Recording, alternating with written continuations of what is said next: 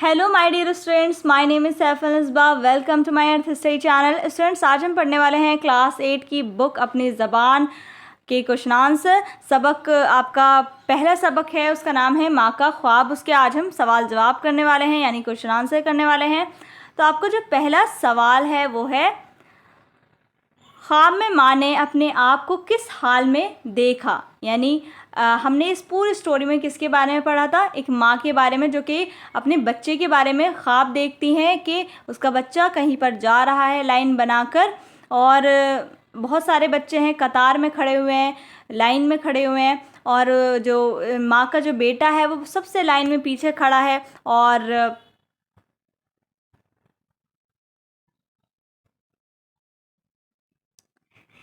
माँ का जो बेटा है वो लाइन में सबसे पीछे खड़ा है, और उसके जो हाथ में दिया है वो बुझा हुआ है और बाकी सबके दिए जल रहे हैं।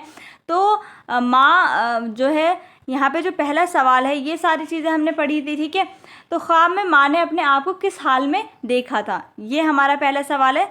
तो ख्वाब में माँ ने खुद को एक अंधेरी रात में देखा कि इस ख्वाब में मंजर कुछ यूँ था कि माँ ने देखा कि मैं कहीं जा रही हूँ, यानी बहुत ज़्यादा अंधेरा है और मैं कहीं पर जा रही हूँ, और इस रास्ते पर खूब अंधेरा है, और अंधेरे की वजह से कोई रास्ता दिखाई नहीं देता है और ना कोई मंजिल मिलती है, और मारे खौफ के इसका रुआं रुआं काँप रहा था। यानी बहुत ज़्यादा उन्हें डर लग रहा था, ठीक है। तो हमारा दूसरा सवाल है, माँ ने आगे बढ़कर क्या देखा। यानी क्या देखा जब वो इतनी अंधेरी रात में, जब वो अंधेरे रास्ते पर चल रही थी, तो जब वो आगे बढ़ी तो उन्होंने क्या देखा। तो माँ ने आगे बढ़कर देखा कि वहाँ लड़कों की एक कतार यानी लाइन खड़ी है, जिनकी पोशाक जमर्रद यानी हरे रंग की पोशाक पहनी हुई है, और हाथ में दिए रोशन है, यानी जल रहे हैं सभी के हाथ में दिए।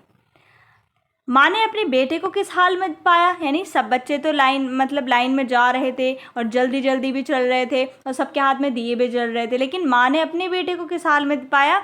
तो माँ ने अपने बेटे को एक कतार में जाते हुए देखा, यानी एक लाइन में जाते हुए देखा। वो इस कतार में सबसे पीछे था, और इसके हाथ में मौजूद दिया भी रोशन न था, यानी बुझा हुआ था, वो भी दिया जो था। फोर्थ है, माँ की बेकरारी का क्या सबब था, यानी क्या वजह थी कि माँ इतनी ज़्यादा बेकरार यानी बेचैन थी, एंजाइटी में थी। तो क्या उसकी वजह थी।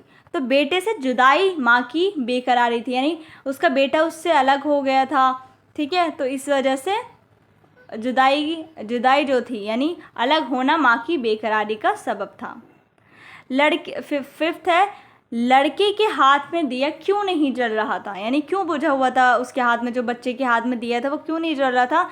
तो लड़के के हाथ में मौजूद दिया इसकी माँ के आंसुओं की वजह से नहीं जल रहा था, यानी वो बहुत ज़्यादा रोती थी उसकी माँ, इसी वजह से उसके आंसुओं ने इस दिए को बुझा दिया था। और ये जवाब कौन देता है?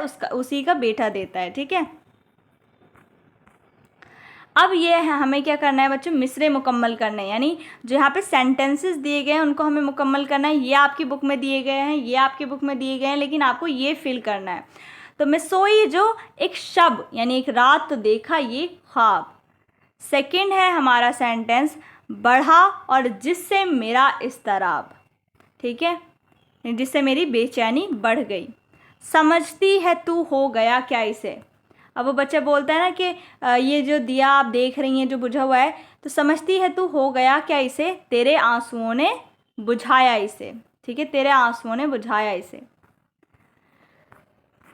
अब है ये जो नीचे लिखे हुए लफ्ज़ों को अपने जुमलों में इस्तेमाल कीजिए, यानी ये आपको अल्फाज दिए गए हैं, वर्ड दिए गए हैं, इनको आपको सेंटेंसेस में कन्वर्ट करना है। तो इस्तराब हमने पढ़ा था, इस्तराब कहते हैं बेचैनी को। तो जो नतीजे का वक्त करीब आ रहा था, तालिब इल्मों का इस्तराब बढ़ने लगा। यानी जब जब हमारे टेस्ट आते हैं सामने हमारे पास कि अब तो एग्ज़ाम होने वाले, तो हमारी बेचैनी और बढ़ने लगती है ना, तालिब इल्मों की यानी स्टूडेंट्स की बेचैनी बढ़ने लगी, ठीक है। तो इसका मतलब ये है। मुहाल आप चाहें तो इससे आसान भी बना सकते हैं कि जब एग्ज़ाम करीब आए तो मेरा इस्तराब जो है वो बढ़ने लगा, ठीक है। मुहाल यानी मुश्किल।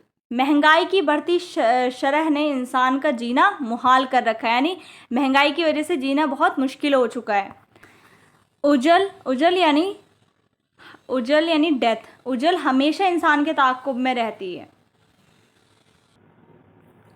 पेचोताब यानी अंदर ही अंदर गुस्सा करना, घुटना। तो अली की बेजा नाइंसाफियों पर अहमद पेचोताब खाकर रह गया, यानी अली की जो नाइंसाफ़ियत थी उस पर अहमद को बहुत ज़्यादा अंदर ही अंदर गुस्सा आया। ठीक है, तो इसका मतलब ये है।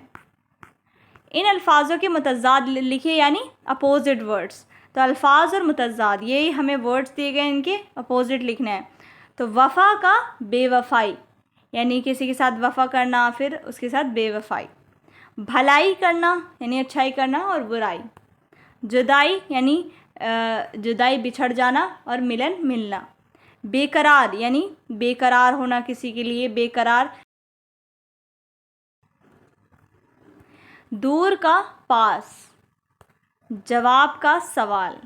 ठीक है, तो ये आपके मुतज़ाद अल्फाज थे। ठीक है, तो यहाँ पर आपके जो कंप्लीट क्वेश्चन आंसर होते हैं बच्चों पहले सबक के।